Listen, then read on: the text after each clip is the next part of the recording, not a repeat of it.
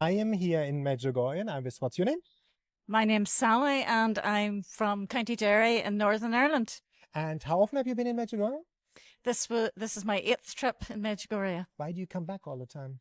Well, you just come here to experience the peace and the joy that Our Lady has brought to the world. Hmm. And how can you explain somebody who hasn't been here that there's peace and joy here, that she's here actually? Yes.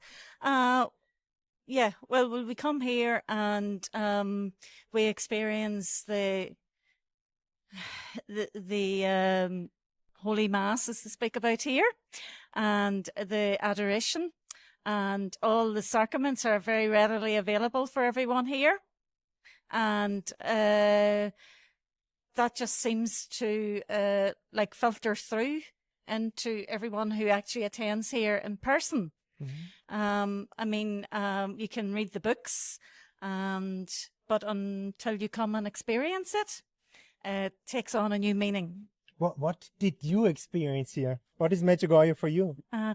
Well, when I first came to Medjugorje, I always practiced my Catholic faith, and but when I first came, I actually came as a youth pilgrim.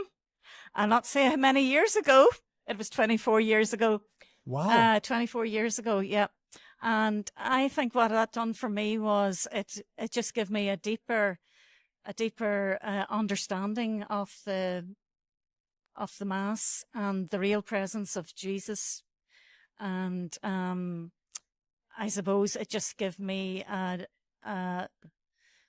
stronger desire to attend adoration of the Blessed Sacrament, and to attend confessions, and just bit by bit I've built that up over the years. And I think as a youth pilgrim, it gave me a stronger, it made the seed of my faith stronger. And you said bit by bit, it's so beautiful because we are all a work in progress. Yes, day by day. So you attend more the Mass now, more conscious, yes, more very in-depth? much so. Yes, yeah, and then just to really have a deep understanding of the true presence of Jesus in the Blessed Sacrament. Oh. And confession is so important in Medjugorje, and people are scared. Sometimes haven't been to confession for 20 years. After your journey, what would you give them as an advice? What confession is and why not to be scared? Well, confession is just, I suppose, it's like a cleansing, a cleansing, and personally speaking, I have always enjoyed going to confession, but it's so readily accessible and available here. And I think it's that, coming and witnessing so many people returning to confessions here in Medjugorje, it actually gives you a confidence boost to attend it more regularly when you return home. Wow, beautiful. That's how it is, no? Yes. And then our faith, when we are in the state of grace, we can receive the Eucharist. And for you, it seems a feast now, the banquet. Yes. Is it so? Yes. It's, yeah. It's, you want to prepare in advance, and you just feel so much deeply connected with Jesus. You really believe that you're receiving Jesus in the Eucharist. And then, of course, the thanksgivings afterwards. So important to take some time to thank God and to listen after you receive the Eucharist. What is Jesus saying in your heart? Because you're fusing. It's the most intimate relationship for our Protestant friends watching. This is the most intimate relationship. The Rosary, I see you have it and you pray it. Yes, I pray the Rosary. Why? Probably prior to the, first coming to Medjugorje, like 24 years ago, like I would have known how to say the Rosary. Truthfully, I probably didn't say it every day. But again, that has grown for me, and now, time permitting, etc., I do try and, get the full rosaries completed each day. What is the it has actually become a joy to recite the rosary. Wow. Why? Yeah. Well, I suppose you're meditating on the life of Christ. Again, from the connecting. beginning to from the Annunciation right through to the resurrection. Yeah. Beautiful, yes. to the resurrection. I was yes. just thinking only about the cross. Mm-hmm. No, resurrection. Yes. That's so beautiful how you say it. And I can see it in your eyes. You are resurrected. You are shining. Did you have a deep conversion, like a pivotal point in your life that something happened to you? Or? No, as Like I say, I always practiced my faith, but it took on a deeper meaning when I first came to Medjugorje after, when I returned home after Medjugorje. And then since that, there was years I wasn't in Medjugorje. There was like times, your work life, your family life, everything else takes over. But that deep root was still very much there. And it has been a joy to return to Medjugorje, particularly after COVID, which was such a dark period in most people's lives. Yeah. And now I would never take any trip to Medjugorje for granted. I would just, you always treat the trip as perhaps your last trip. And then if an opportunity arises again in the future, you will appreciate it. Mm-hmm. And you have a favorite spot here in Medjugorje? Favorite spot? I would say St. James's Church. Why? Well, you just feel it's the central point of the parish, and the church itself, as I'm sure most people would be aware, or if any of your viewers are not aware, but it was, really, I think in Our Lady's plan from, many, many years prior to the operations, it was a much bigger church than what the little parish of Medjugorje actually required. So, and really, Jesus is present there in the tabernacle at all times. So for me, that is the core, and that is the center point.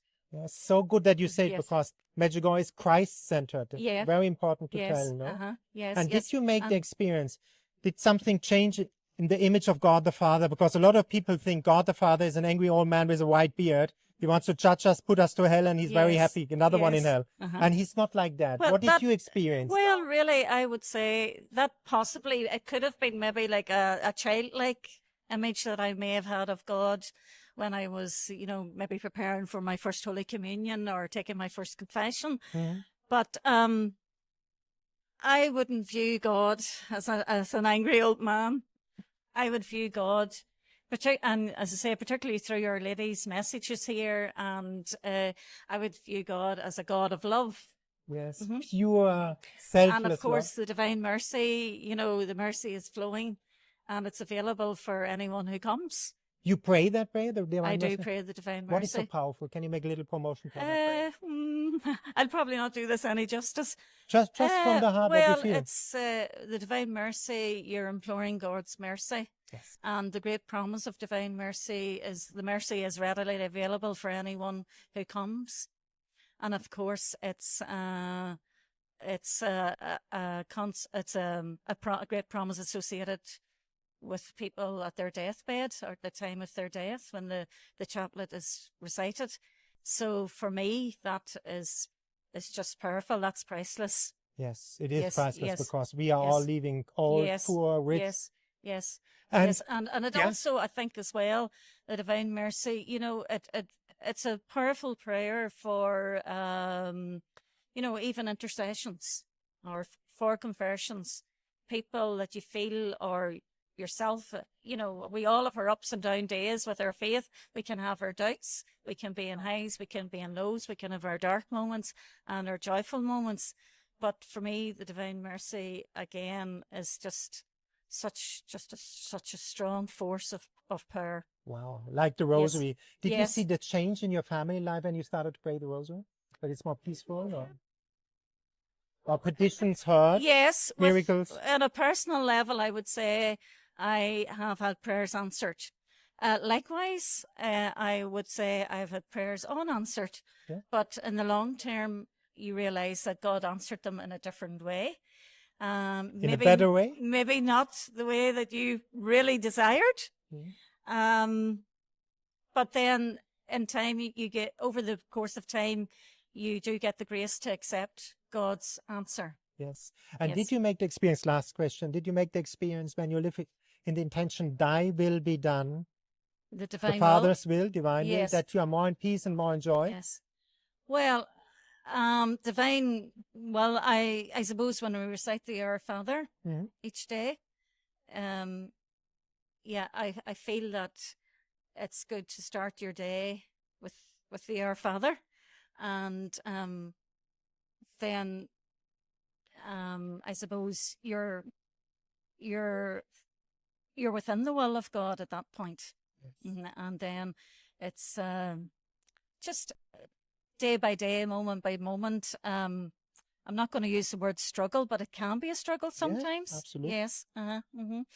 But, you know, then the other thing is with prayer, it's yes, we can recite our prayers and we can take the sacraments, but we also have to live the prayer and we have to live our sacraments, you know, reaching out to help, be a helping hand or accept help when we need it ourselves. Yes. Did you make the experience? A lot of people, it seems Catholics also, it's hard for them to love themselves.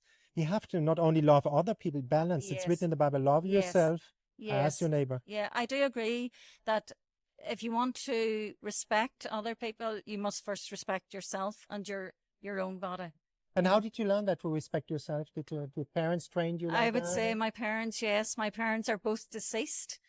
And my mother first came to Medjugorje in the late 1980s on a few occasions, and my brother as well. So I'd have grown up knowing about the, you know, hearing about the visionaries and the messages, etc. And but I didn't have like that real desire to come until it was actually the Jubilee year of 2000 when I first came to Medjugorje to the youth festival, and that was a very last minute decision. I'd been to the Shrine of Our Lady of Knock in the month of July, and that was the first time that I'd noticed they have an outside rosary on the gable wall where the apparition took place in Knock in Ireland, and each of the Our Father beads has a different place of Our Lady, like for example Fatima, Lourdes, etc. And that was the first year that I noticed that Medjugorje was also mentioned. It was also included in one of the Our Father beads, and I, you know, with Medjugorje not being like fully approved, it wasn't an official pilgrimage site at that stage, and I remember thinking, gosh, it's now public. And it sort of stopped me in my tracks in Knock, but I left Knock thinking, but then why would you go to Medjugorje? We've got our own. Yes. So I visited Our Lady of Knock Shrine in Ireland in July 2000, and I noticed on that occasion that the word Medjugorje was included in the outside rosary, which was on the gable wall. It was the first time I had ever noticed it. So it sort of, stuck in my heart and, you know, and caught my eye. But I still left enough feeling that why would you go to Medjugorje when we've got our own Marian shrine in Ireland, as other countries got their own Marian shrines. And I think Our Lady then wanted to teach me a lesson, because within 2 weeks I was in Medjugorje. There was a seat became available on a trip that I knew other people were going on. There was no reason why I couldn't go because I was available from work. I was free to go, etc., etc. And my mother said, sure, just go. You know, she encouraged me to go. So one day I was going, the next day I wasn't going. I had a 2-day window to make up my mind, and all of a sudden I was here. And it really was a first impression, first evening, I thought, what sort of a place is Medjugorje? But within a couple of days, I was very much enjoying the youth festival. And as I say, I've already explained earlier, it was, it really reignited the faith that my parents taught me when I was young. And then it made me feel a very deep love of Our Lady in my heart. And we see long term how it changed. You know, you go to Mass, pray the Rosary. To Mass when I get the opportunity. I enjoy praying the Rosary, and I just try and live by the 5 stones of Our Lady as best I can. I am by no means perfect. Yes. I am just, you know, I try and incorporate it into my day, and every day is different for each person. And but I mean, we've all had our dark moments in our lives as well. And I suppose my parents' deaths were sore, and it was a dark moment in my life. So you wanted to tell me about after the death of your parents. So after the death of my parents, my dad died in 1997. And then my mum passed away in 2020, just early in the COVID time. And that was quite a dark period in my life, as particularly with the isolation, etc., and the lack of sacraments at the time of her death. But really and truthfully, the Divine Mercy was her saving grace, as was her wearing the brown scapular when she was unable to have the last rites of the church administered to her in hospital. But overall, I would say that, personally speaking, my faith has given me the grace to, overcome the death of my loved ones and the deaths of my loved ones. And, everyone has to, I suppose, go through the grieving process to deal with the loss of the person. But as Catholics, I feel that we have such a promise with our Catholic faith, and I really do feel for the people who endure bereavements and do not live by that promise. They do not experience. They do not have the faith that that Catholics have, particularly at the time of death. So I personally feel that it's something that that I'm very thankful for. And I think it has been said many times here in Medjugorje, if your faith is not good to you in the bad times, well, maybe it's the other way around. If it's not good to you in the good times, and you're grateful, yeah? Yes, then it'll not be good to you in the bad times. But it certainly gives you the appreciation when you really need it. God is by your side. Amen. And at the end, what would you tell people? I mean, how is God at your side? Do you have this personal relationship? You talk to him like a friend to Jesus in the morning? I would feel at adoration, I feel I would feel that I can pray, I suppose, from my heart at the adoration, and at the consecration of the Mass. Yeah. I mean, Jesus, I believe, is truly present. So, I can pray with my heart at that point, and then just listen for, the way I would sum that one up is I like to pray with the eyes of faith and the ears of faith. And you can only have this eyes to see and ears to hear when you're in the faith, when you have this personal relationship, no? When you experienced him.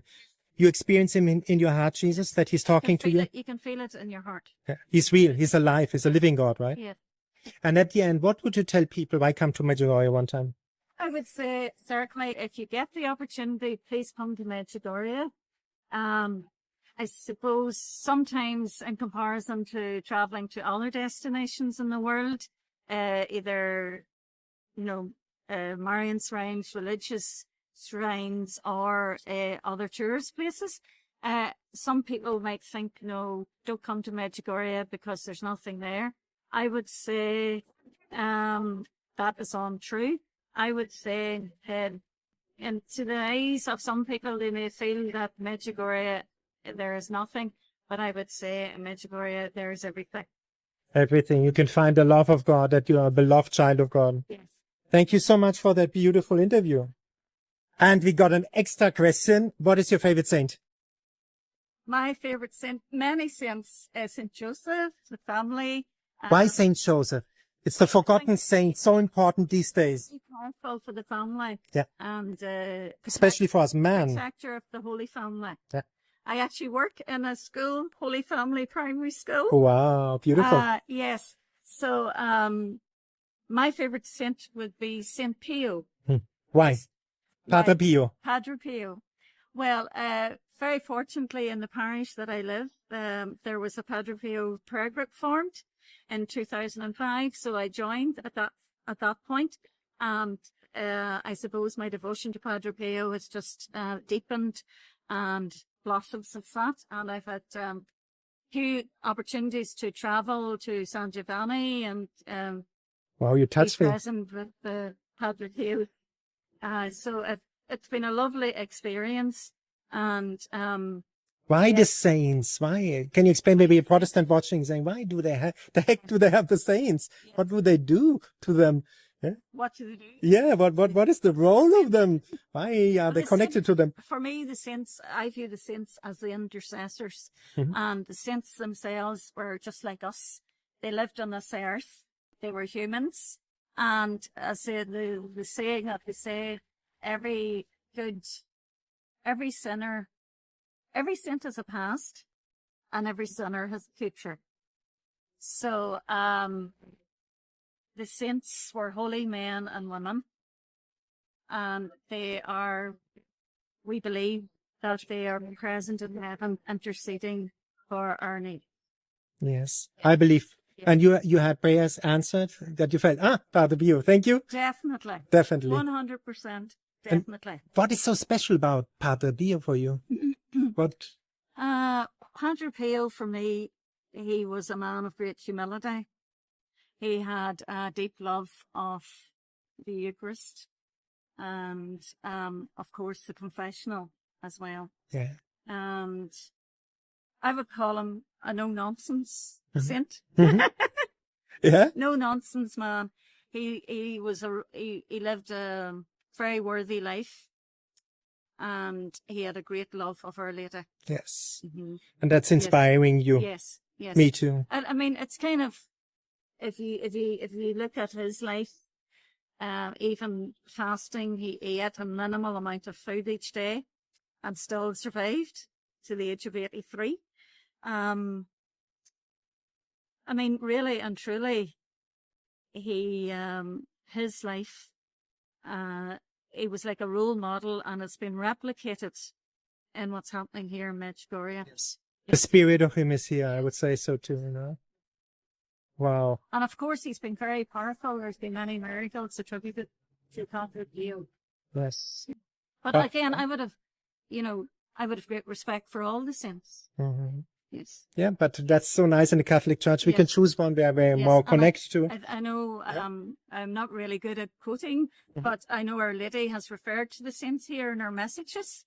And so that's encouraging as well, that we have saints in heaven to intercede for us. And you have a favorite message by Our Lady here, which inspires you somehow? Well, I think it has to be, if you knew how much I love you, you would cry for joy. And you cried as well a lot here? There has been times.